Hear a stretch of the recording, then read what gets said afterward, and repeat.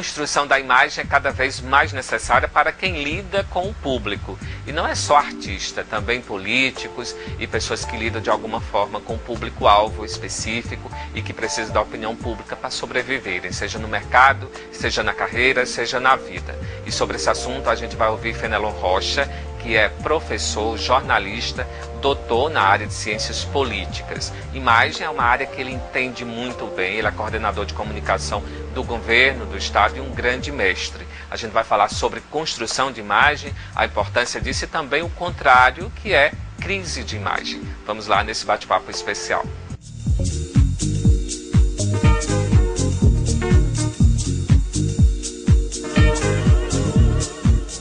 Nos tempos de hoje, é possível criar uma boa imagem? É sobre esse universo que a gente vai conversar agora com o professor Fenelon Rocha, que é doutor em Ciências Políticas pela Universidade de Salamanca, na Espanha. É jornalista, secretário de Comunicação do Governo do Estado e professor da Universidade Federal. Fenelon, reputação, imagem positiva, tudo isso está vinculado a pessoas, marcas. É possível transformar isso de alguma forma? Claro, tudo conta numa imagem. Há uma teoria na comunicação que se chama a teoria do mosaico. Quer dizer, o que é o mosaico? É uma figura artística onde você tem pontos aparentemente conflitantes e que formam uma imagem, de certa forma, harmoniosa, né?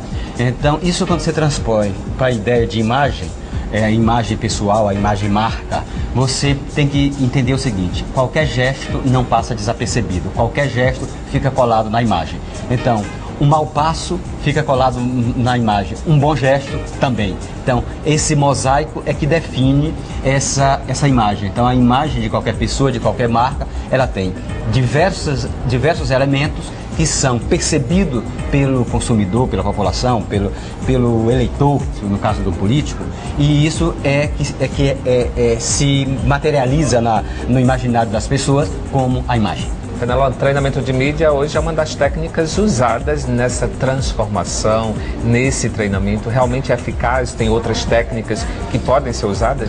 Olha, há várias técnicas, mas não tenha dúvida que a relação com a mídia se faz fundamental. Isso não é de agora. Os candidatos americanos descobriram essa necessidade na década de 50 do século passado, mais de 60 anos. E por isso, praticamente todo mundo, e quando eu digo todo mundo, que as pessoas acham que só os políticos treinam. Todo empresário hoje faz media training. Toda pessoa que tem uma relação pública faz media training. Por quê? Porque você tem que ter a capacidade de se comunicar e transmitir uma ideia. Isso tudo faz com que você também transfira valores na sua comunicação e transfira confiança. Então, se você não tiver essa capacidade de se comunicar através da mídia, você sempre estará capenga nesse processo de construção de imagem e, portanto, de eficiência na sua relação com os vários públicos. É só isso? Não, não é só isso. Você tem também elementos como o trabalho de relações públicas, que deixa de ser uma relação midiática, mas não deixa de ser um processo comunicacional. Você se relaciona, por exemplo, se é diretor de uma fábrica, se relaciona com o seu público imediato, interno. Isso tem que ser pensado, tem que ser estudado, tem que ser feito com a maior eficiência. E ele normalmente tem que ser guiado por um processo de confiança. Se você não confia naquela pessoa que está ouvindo, você não absorve o que ela está dizendo. E é também uma forma de estabelecer uma relação com o público, de forma geral, né? Sem dúvida. Sempre você está buscando a relação com o público. Às vezes, quem precisa, Fenelon, disso? Todo mundo.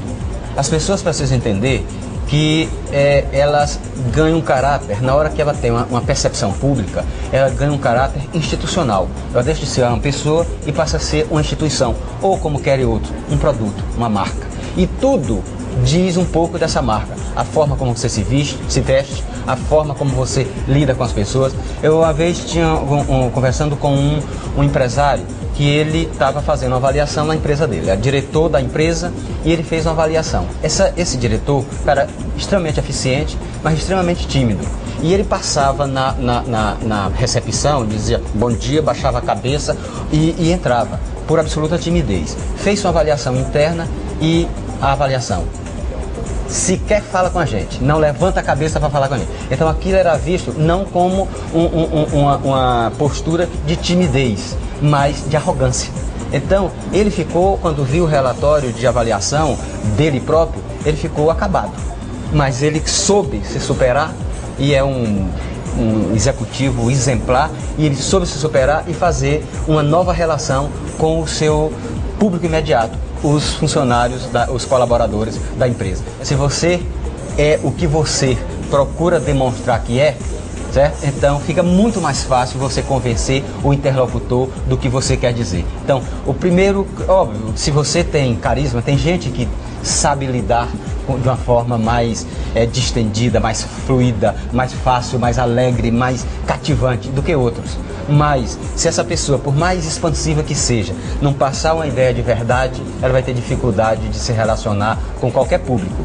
E se você, por mais retraído que seja, passa uma ideia de verdade, você tem muito mais possibilidade de êxito. Ou seja, é só trabalhar isso como uma qualidade. No caso, por exemplo, do Serra, da Dilma, que são políticos um pouco sérios, mas que foram potencializados isso, né? O Serra tenta compensar uma falta de carisma, uma falta de empatia com uma ideia de eficiência. A Dilma, mais ou menos, no mesmo caminho. É exatamente o oposto, por exemplo, do Lula. O Lula tem uma capacidade de chegar e se mostrar afetuoso, ele vira da família no primeiros 5 minutos, né? É diferente de outros que têm a dificuldade de Mas que foi trabalhado, né, para chegar a presidente também, a questão foi da foi melhorado, você vai tendo uma série de cuidados, mas ele nunca deixou. Eu conheci o Lula na época da Constituinte, né? Então já tem mais de 25 anos que eu conhecia, começando jornalismo, fui para Brasília, conhecia o Lula, e o Lula sempre foi aquele sujeito que me cativava no primeiro momento. A Dilma, é um líder carismático. né? Exato. A Dilma é a mesma coisa? Não.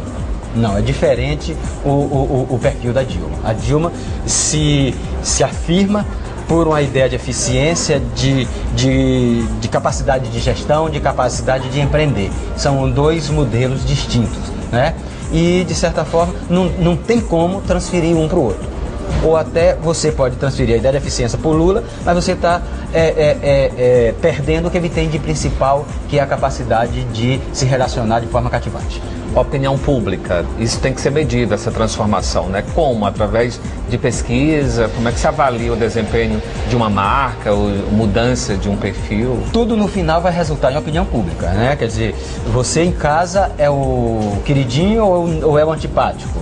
O seu público é aquele dali, e aquele público tem uma opinião a seu respeito. Então você formou uma opinião pública, né?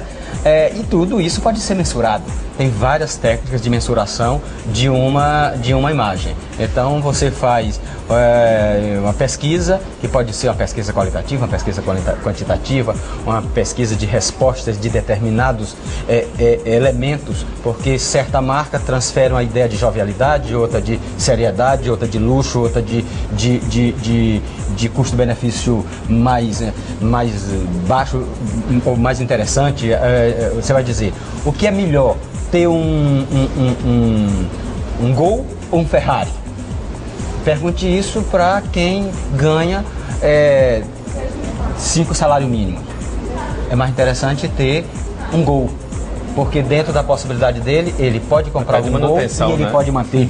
Se ele tem um Ferrari, ele sequer pode pagar o seguro, certo? Então, é uma questão de custo-benefício. Tem coisas que atendem a uma determinada demanda de um público e outras que a de outro público. Então, isso você tem como mensurar, e não quer dizer que uma imagem esteja boa e a outra ruim. Não, a imagem do Gol é ótima para o público a que ele se destina. A imagem do Ferrari é ótima para o público a que ele se destina. Ou seja, público-alvo tem que ser uma das escolhas iniciais. Tem que ser medido. Você tem que saber para quem você fala, para saber como fala, e o que você vai gerar como expectativa de demanda para aquele público dentro do seu produto, seja esse produto você mesmo ou algum projeto, obra que você está oferecendo. Crise de imagem, Fenelon, quando tudo dá errado, acontece um problema adverso, como lidar com essas questões que fogem do controle muitas vezes das pessoas?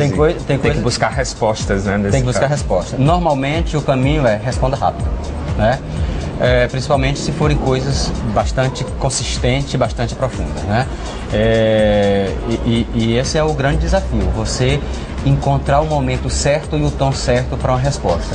Mas normalmente não deixe ganhar corpo. dê uma resposta rápida e consistente ao que está sendo colocado de agressivo à sua imagem, né? Isso vale para governo, para empresa, para pessoa, né? Então, quanto mais rápido você apagar aquele incêndio, melhor. Se você deixa correr, é muito difícil. Tem um velho ditado que diz assim: a imagem é mais ou menos assim, a acusação é mais ou menos assim: pega uma galinha, despende a galinha.